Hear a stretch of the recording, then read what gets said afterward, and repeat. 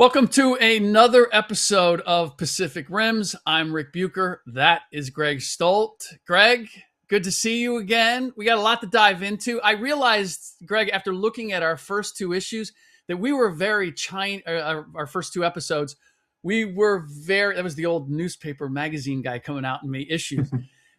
Our first two episodes were very Chinese Basketball Association / Yao Ming heavy. And it is Pacific Rim, so we want to make sure that we are covering the entire rim.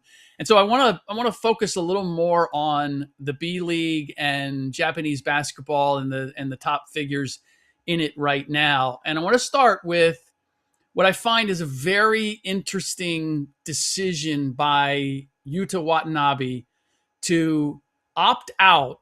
This is very rare when this happens. He opted out of an NBA player option the second year of his contract, originally signed it with the Phoenix Suns, opted out of it in order to go back and play in the Japanese B.League. And from you being much closer and having far more knowledge about the B.League than I do, what do you think would have inspired him to make that decision?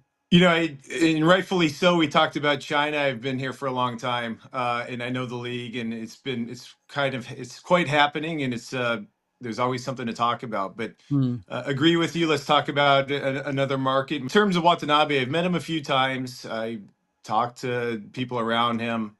You know, I think ultimately he went from prep school, played at George Washington, had a great college career. And then after college, of course, you always have the option to come back home and play in Japan and probably have a lucrative contract. But I think in his mind, he was thinking, how good can I be and what can I do? How good can I play, or what level can I play at the highest? Can I play at the highest level? Yeah. And so he decided to stay in the United States and go to the G League, and can he make it to the NBA? And he had little taste of the NBA here and there. And I think ultimately his perseverance paid off, and he actually was able to play full seasons in the NBA. And actually, at points of time in the season, I think he led the league in 3-point percentage, and actually was a big influence in the team's success while he played. Ultimately, I think maybe that 5 or 6 years of grinding in the NBA, he realized it was time to come back home. There was great opportunities. The B-League was growing. Chiba Jets are one of the most renowned teams in Japan right now, well managed, well coached. And he decided it was just time to come back home. Yeah, no, it actually, in one sense, does not surprise me because of the work that I've done covering EuroLeague and the players that are capable of playing both in the NBA and wind up going back to EuroLeague. It's a very similar structure in terms of everybody wants to get to the NBA to prove that they can play at that level. And obviously the dividends financially and everything else are healthier than you're going to find pretty much any place else. And I feel like Yuta was able to do that.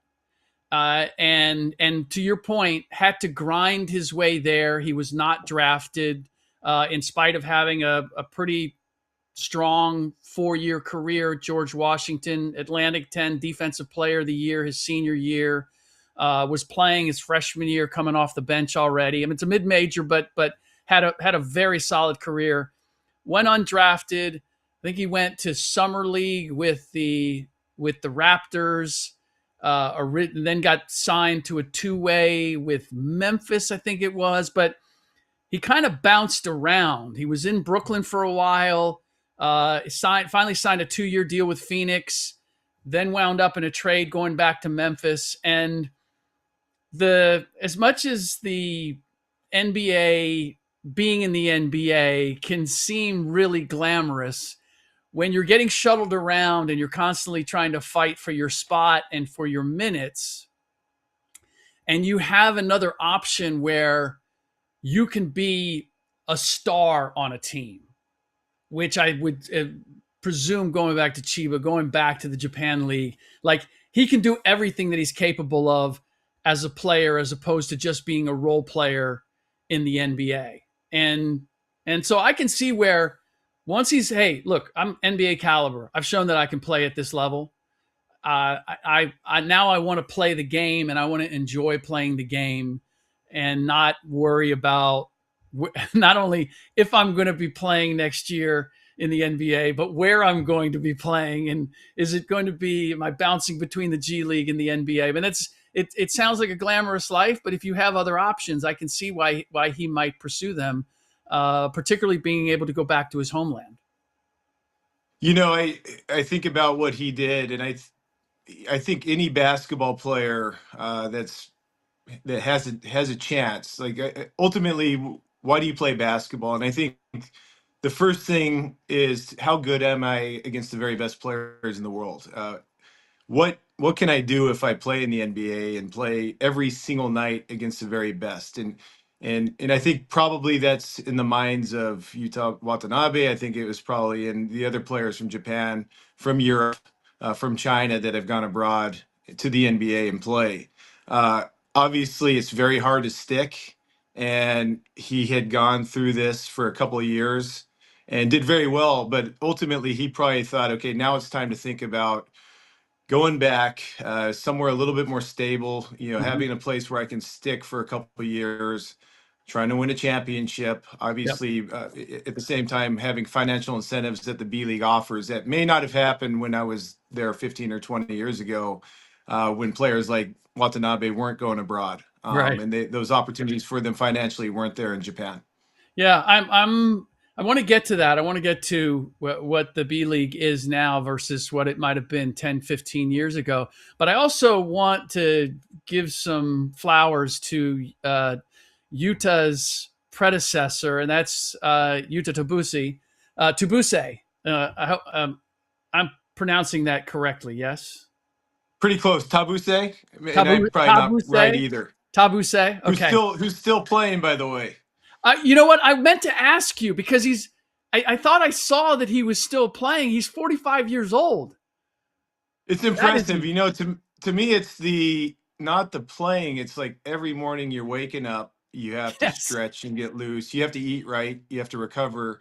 And maybe he's not playing every game in 25, 30 minutes a game, but he has to be there Yeah. mentally. He has to have energy. He has to kind of pump up and lift up players around him. And just having to do that for 20 X amount of years, to me, I'm impressed. Well, it's not only that, but like if you look at Watanabe, he went to high school in Japan, was successful, came over and went to a prep school in Connecticut, got acclimated, went to George Washington. So and did really well. Like his path to the NBA was not extraordinary, other than he was the second Japanese-born player to make it to the NBA, Yeah. and the first to ever get a NCAA Division I athletic scholarship, male, as far as I know. I don't know who the woman was, but it was distinguished. It was distinguished as the first male to get one. So but his path was relatively normal. Yuta Tabuse, now you got me. Now you got me thinking about it. Tabuse, Say whatever you want. I think we'll all know. But yeah, is his path was not easy or normal at all. First of all, Watanabe is 6'9", so certainly built to be a professional basketball player. The other Yuta is a foot shorter at least. Some people, he was listed as 5'9". Some people say he's as short as 5'7". He came over and spent 2 years, 3 years total at BYU Hawaii, which is a Division II program, or was. They no longer exist. They got rid of their athletic program in 2017. Spent 2 years just studying English literature because of the rules at the time, was not eligible to play right away. Finally played 1 year and had okay numbers, but nothing extraordinary. And bounced between the minor leagues. I think he went back to Japan at one point. came back over, played for the Long Beach Jam in the American Basketball Association. Finally got a look with the Phoenix Suns, and ended up playing 4 games with them. Got invited to the Clippers camp at one point, but I just look at the path that he took, and his ability. You talk about grinding and talking about not letting go. Like, I just find it extraordinary the way that he was able to make his way. And I don't care how many games you play. He appeared in 4 NBA games. There's a Yeah. very small percentage of people on the planet who can say they were good enough to get into an NBA game. And considering the path that he took and everything else, I don't think enough is made about what Yuta accomplished. I wonder when it comes to Japan whether it's recognized how extraordinary what he accomplished is. So I certainly think the generation before understands. And a little bit of story with Tabuse. My very first game in Japan was against him, and he played for Toyota. And right before the game, I remember our interpreter was like, "This gym's going to be absolutely packed tonight. Get ready. It's going to be real. It'll be real fun." It was a game in Tokyo. It was an away game for us, and we get in there, and the place is it's not a University of Kentucky size arena. It's a 4,000 seat arena, but packed, loud, noisy, and everybody was there cheering for one person. It wasn't our team. It wasn't necessarily Toyota. It was for Tabuse. Yeah. And so at that point in time, he had just come back from BYU Hawaii. He hadn't, he had started talking about, I want to see where I can go with basketball, but I think he used a year in the JBL, the old JBL with Toyota, to kind of get used to the professional Hmm. lifestyle and career. And so we played, packed. They beat us, and then you go and you play your next game, and it's not against Tabuse and Toyota, and then the gym's kind of half full. Yeah. And so you go back and ask the interpreter, like, what's going on? Why is it? And he basically would explain, well, Tabuse is a national hero. He won 3 high school championships up in Akita, up in northern Japan. Really became popular in the high school ranks, and then he was that first player that decided, hey, where can basketball take me? Yeah. And unlike most players, he pursued something abroad. And I'm guessing BYU is an option for him because they have a history. BYU Hawaii have a history of bringing in international exchange students and giving them opportunities. And so that was probably his most direct pathway into the United Yeah. States. Yeah, I was going to say because Watanabe had, I believe, he had the George Washington offer and he had the Fordham offer. Not a wealth of Division I offers, but at least he had a choice between 2, and they were both fairly decent programs. This was like, somehow, some way, let me just get over there, right? And then studying English literature in I would, not just English, but English literature, in order to kind of acclimate himself and learn the language.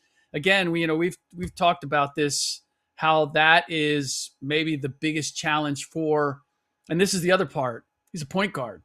Like, Yeah. he's got to orchestrate things, puts him in a whole different camp when it comes to being able to play at the NBA level, and yet he was able to do that. And I would think it was for Mark Ivaroni when he was at Phoenix, and everybody was complimentary about his game. And this is what I wonder is, was he ahead of his time?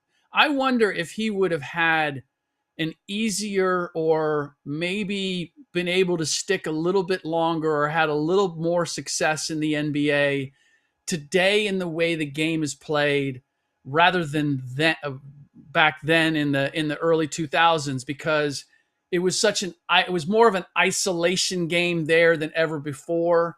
And you just, especially in that time, the NBA was kind of making the adjustment. They were doing a lot of freedom of movement Yeah. officiating, and so you could get to the free throw line incredibly easy. And so you just give the ball to the mismatch, and obviously they probably would have been would have been going at Utah at every opportunity just because of his size. But now the game is a little bit different. It's a lot faster.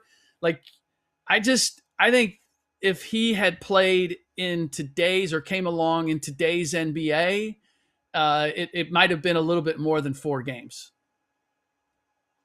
Yeah, I mean, his game was getting up and down. He was incredibly fast, great with the basketball, and was an exceptional playmaker.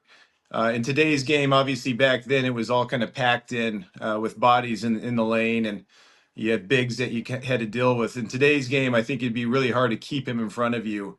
Probably on the other hand, they probably with his size is probably be an issue, but Yeah.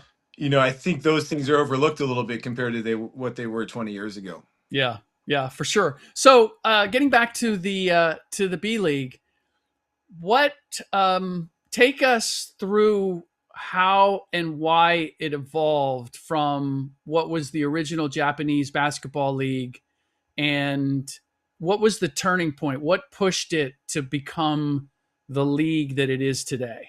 So I think you could probably look back. Originally, basketball in Japan was a corporate. It was corporately supported. So it was companies like Toyota, Hitachi, Panasonic, who I played for. They all kind of ran the basketball league, and it was, I don't know if it was a tax write-off for the companies, but it was really basketball was to support the companies and to have something for the staff to kind of support throughout the season. Uh, there was a point in time, actually around when I was playing, after I was playing, there was a couple people in the basketball world that felt like the model wasn't going to work, and basketball needed to become more professional. You needed to have more marketing and more promotion. You had to have more media attention. You needed sponsorship support to make basketball really flourish in Japan. Hmm. And so about 20 years ago, about 20 years ago, this new group created a new league. And so at a period of time for about 10 years, there was 2 leagues operating independent islands. And around this period of time, I'm really abbreviating the story, but FIBA came in, and according to FIBA bylaws, a country can only have 1 league. And so they noticed that they just awarded Tokyo the Olympics in 2020. And they basically said, you need to kind of figure this thing out, or else we'll come in and intervene. Hmm. Japan and the JBA didn't quite figure it out, and FIBA came and intervened and supported the push for 1 league to represent the country. They followed the model that football had done prior to basketball. Football had a similar situation where it went from company to private to privately owned teams, and they basically followed that same model. So the B League's been around. Basketball has been around quite a bit professionally in Japan. The B League's really only been around for 10 years, Hmm. and it started. I think they have 55 total teams, but they have a Division One, Division Two, Division Three, and it really created from what it was when I played. There was 8 teams, and the season was quite short. It was really spread out. Now it's a real basketball season with games throughout the year. Uh, Big time sponsorship. Still have some of those corporations involved, but they're just sponsors. They're not in the operations of things. Hmm. So basketball really has evolved from a corporate kind of closed business model to now this open sports, very quite similar to what we see in the NBA, maybe without the media deals, but still an open basketball league. Yeah. So I'm just trying to figure out how much Watanabe might have given up in order to make it, or what he would have to be compensated for in Japan to get close. He had signed a 2-year, $5 million deal with the Phoenix Suns that was then traded to the Grizzlies. His player option, it was backloaded a little bit. His player option was for like 2.6 million. So that's what he was giving up in order to go back to Japan.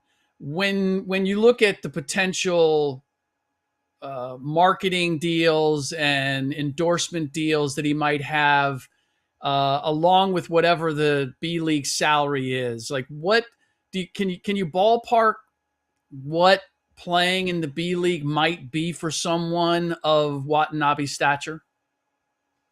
So I don't know because there's no salary caps. There will be a salary cap next year that's implemented to the league. Prior to this, I would guess it was certainly more than what he was offered in the NBA. Guarantees were. I Really? think there's So multiple. he's making more than 2.6 million, or he I, did. I mean, if he was guaranteed 2.6 in the U.S., I would guess he would be offered something similar, if not better, Okay. guaranteed in the U.S. In Japan. Okay. Starting next year, the salary cap's going to be 800 million yen, which if the yen fluctuates quite a bit, but you could assume that's about 7.5 million US dollars for the whole roster. But the contracts that are already out there are already handled with players. Yeah. They'll be kind of grandfathered into that. Okay. So I think he may have seen that and decided to come back before the salary cap's implemented so he can Ah, earn something similar, if not better, than what he's getting in the United States. very shrewd move by Mr. Watanabe for sure. And also, let's not forget he was. I think he was around 30 years old. I mean, he 4 years at George Washington, 4 years, I want to say 4 or 5 years, kind of bouncing around the NBA. So that's also at a point where you're looking at, okay, where do I want to establish myself, or if I'm going to go someplace other than the NBA and establish myself, maybe this is the time to make the move. So I can actually see a lot of reasons. I think for most NBA fans, they're like, why would you leave the NBA to go play in the B League? But as I said, I've seen it with EuroLeague players too, like the Tomas Satoranskis, who capable of playing in the NBA, but they're like, you know what, I don't want to just be a role player. I don't want to, you know, not know how many minutes I could potentially be thrown into a trade, and wanting that stability and the ability to kind of play a bigger role and see exactly whether they can lead a championship team. I'm sure that's within Watanabe's capabilities in Japan, and I just don't know that he'd ever get that opportunity in the NBA. From a European standpoint, if you have a chance to live in Barcelona or Monaco, that's not a bad thing either. Yeah. I'm not sure if Chiba is at that same level, but Okay. Chiba actually is, in my opinion, it's one of the top 4 or 5 best managed clubs in Japan. They have Hmm. beautiful facilities. They have a beautiful practice facility. They have a brand new arena Okay. that the B League's pushing teams to build. And they have a really, really good fan base. So I think all those things, going back home, being somewhere that you can really make an impact, playing for a very well established club Hmm. with great coaching staff and support staff. I think for him, I understand the U.S. American perspective, but seeing what he's living through, to me, it's not that crazy of a decision that he made. I think it's a very, very well thought out decision.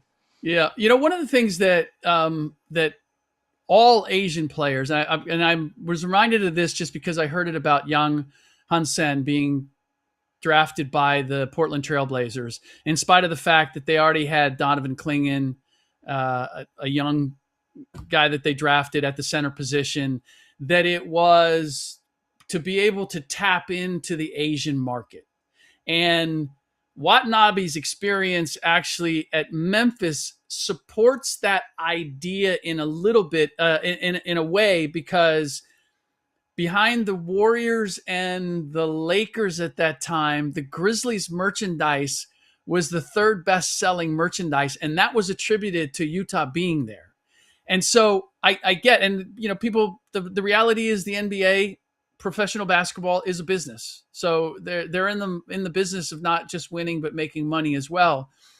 But I wonder how, if I'm on the other side of that, if I'm an Asian player and I'm being looked at as not just a player, or that I'm making it because of my ability, but I'm also a marketing tool.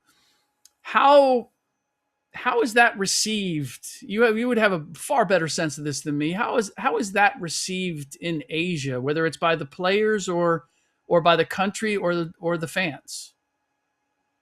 So I think the players that have come out of China, my experience has been a little bit longer here. The guys that have pursued the NBA, it's not really been thought of. I think the fan base here has thought these players are capable, and the fact that they're pursuing the NBA is something that makes a lot of sense for them in their career development.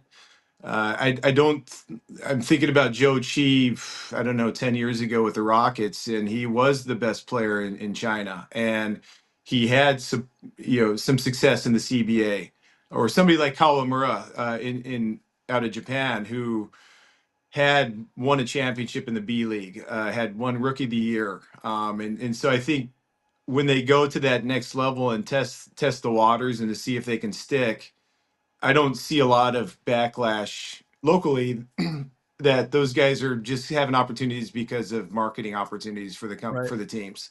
Right. And then really quickly, I think on the basketball side, the teams, the NBA teams, if they can't stick, they don't stick, and they give them opportunities with the two ways and and opportunities with the G League now, but they won't stay around if they're not good enough. And I think Yeah. that's pretty clear. But the players I've seen out of here, I think they're all very capable, and them pursuing the highest level of basketball, I don't think is looked down upon or kind of questions from the fan base here. Sure. Sure. No, that's fair. I just again, the whole thing with the Blazers. My son is a Blazers fan. Full disclosure, follows everything that they do, and he was like, they just drafted Klingon. Why are they drafting Yang Hansen? And one of the things was like trying to tap in, and the NBA obviously is trying to go global.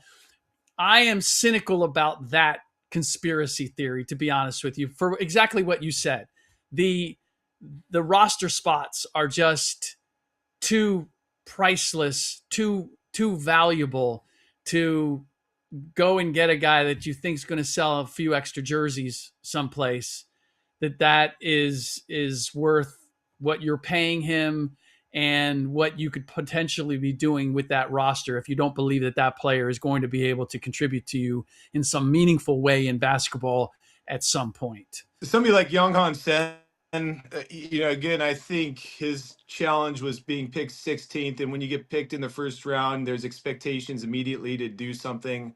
I think the other question you can think about is how many 16th picks or 18th picks or 20th picks come in and really make a difference right away. Yeah. Uh, 20 years old, huge learning curve. Give him some time.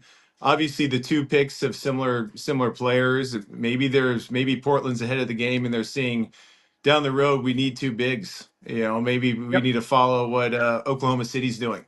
Well, yep. Who knows? Yep. No, it's not only like we may need two bigs, but also bigs are coming back into the game.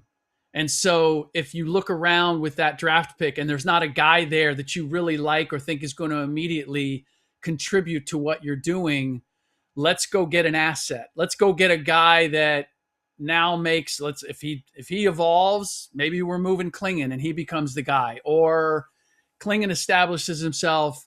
Young shows that he can play too, and it's a little bit like the Denver Nuggets when they had Jokic and Jurkic. Yeah.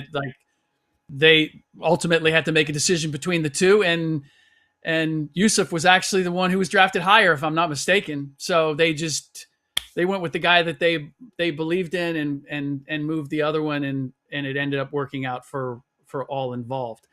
All right. The last thing I want to get to is the Japanese national team and coming up on a critical period for them.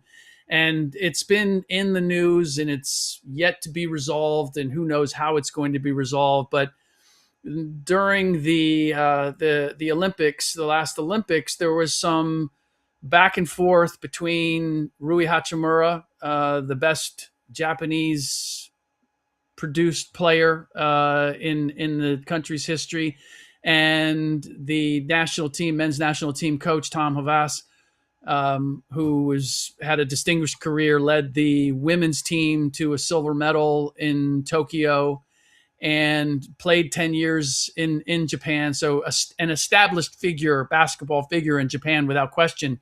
And there seems to be some difference of opinion between the two, or at least I shouldn't say that, because I don't know that Hovasse has any issues. It seems like it's more Rui has been passively aggressively critical of Hovasse, and obviously this needs to get resolved at an important time. How do you look at that situation now, and you have any feel for which direction this is going to go? So I look at it as if I'm the one that has to make a decision, I probably wouldn't want to. I'm happy I'm not that person. Yeah, Tom has an incredible history playing and coaching professional women's, having great success with the women's national team, having very great success with the men's side. He speaks the language. I think we talked about what former coaches in Asia and not having the ability to communicate with your players and build relationships with your players. I think he's done an incredible job with the women, and you can see when he left the women's program, they're not as competitive with yeah, the same roster, maybe a little bit older, maybe has some injuries in the next Olympics, but they weren't as competitive. And he took them in, and they really shocked the world in the World Cup that they hosted in Okinawa. And then they were just a touch away, a foul call away against France in France to make it to the top eight. On the flip side, you have Hachimura, who's a unicorn. He's the first player at that really from Japan that's played at the highest level over a consistent period of time. He's a guy that can play on any team and really immediately add value, certainly on the team there in Japan. for sure. And he probably has a couple more Olympic cycles in him. I don't know how old he is, but he probably has one or two more Olympics or World Cups in him. And so now if there's issues internally, the top leadership has to make decisions. I'm happy sitting here in Shanghai and watching, but certainly for the growth of basketball, it's going to be a difficult decision, and people are going to have to make it if there is a decision to be made. And from my perspective, I think basketball will be fine there, and it'll still continue to grow. But it's for the national team here, they have games in a month. They have games in a couple in the summertime for World Cup qualification. It's kind of a Yep. critical time. Yeah, it's if I just take the 30,000-foot view, when I look at the personality of Hovasse and I look at the personality of Rui, just from that, I could see where there's just a difference of approach. They both may speak Japanese, but I don't know that they necessarily speak the same language when we're talking about in a bigger perspective. And this is the difficulty in when you have teams that are on the fringe, right? And that coaching elevates them. And yet, if you have a unicorn like Hachimura, that also gives an unusual amount of power and influence to a particular player that normally does not happen with national teams by and large. You got players from the entire country to choose from. Generally, one's not going to have as much power as Rui does in this situation. The one thing I just wish I knew and understood was this does seem to be a difference in opinion of basketball philosophy. And when I look at what the Japanese national team has been able to accomplish under Hovasse, I wish I understood specifically what Rui's issues might be, because I have not in doing all the research, I haven't seen anything that would tell me that what that is. Like there's some grave style of play or whatever it might be that Rui takes exception to. And so that's where it's difficult to really nail, what's going to happen. How's this going to be resolved? Is it resolvable with the two still being involved with the national team? It would be easier to be able to predict that if I knew exactly what the issue is. And that's that's troubling. I Yeah. always put it on, like, if you have a problem, don't be passive aggressive about it. Like, state what the problem is, because if you're not going to Yeah. identify it, then I don't know how you fix it. Yeah, so I think to your point, I would probably say this situation is more like being an NBA coach or being the national team Hmm. coach, USA national team coach. I don't think you see it in Europe so much. I've not seen it elsewhere in Asia. I mean, certainly here in China with the great players that have gone through the program, they almost always show up for the national team. This is just a unique, different situation where and to your point, it's not been very clear about what's the situation, what's the differences, what's the Yeah. differences of opinions. And obviously, if you know what those are, you can sit in a room and kind of talk, have a back and forth to figure out how to find a resolution to that. So Yeah. I don't, all I really get is from the media, and there's not a lot of details about what's going on behind the scenes here. That's one of the subjects that I do want to get to at some point, which is the media's role in Asia, whether it's China or it's Japan or it's Korea, in terms of the coverage of basketball. Because every every place you go, the media certainly has an influence on what the perspective is and how the game is regarded, and but it differs from country to country, from region to region. We will get to that in an upcoming episode. The one last thing I wanted to ask you, just because we're on the national team, and I don't know if you, this is dangerous because I didn't have this on the rundown, so you didn't see this coming, but there was a point at which Yuta Tabuse had the opportunity to play, if I'm not mistaken, to play for the national team, like around 2009, somewhere around there. And he got an invitation to the Clippers camp, if I'm not no, Dallas camp, the Dallas Mavericks camp. And by indication, he left to go take a shot at that. Do you remember that incident? Did he pass it up? What was the final verdict on that? I don't recall that. I believe I may have been playing abroad somewhere else, but Okay. besides Japan. Uh, I don't remember that one. So Okay. yeah, obviously I think from his perspective, if the Dallas Mavericks are calling him, it's a no-brainer from a professional standpoint. If you have national team obligations, maybe he felt like, okay, at that point in time, basketball in Japan hadn't quite evolved to what it Yeah. is today with the B Yep. League and the national team working closely and having strong relations. So maybe from his perspective, if I do this national team thing over the Mavericks, it won't be as beneficial for my goals and objectives as a basketball Right. player. Well, And so yeah. he decided. I don't know, but I'm just assuming. Yeah. Well, and there's the other, he was like, I'm going to be playing until I'm 45, so I'll have plenty of times to play for the national team. There's I think he's going to play a couple more years. He's got a couple more years to go. that is impressive. I met him right before COVID. I'd known him since we played, but I had dinner with him right before COVID in 2019. We did a camp in Tokyo and had dinner with him and asked him this was, so he would have been 39 or 38. Yeah. What do you want to do? Basketball is almost up, and it wasn't. He had 7 more years to go. He did say he didn't really want to coach, which I think players kind of respect that because of the Yeah. grind of the career. But he's still grinding as a player. So he's certainly, there's the basketball spot for him. I think you talk about Hachimura as a unicorn. He's also a unicorn. He has a wealth of knowledge and experience. And to be able to apply that to younger generation of players, I think would be invaluable for basketball there. Yeah. No doubt about it. All right.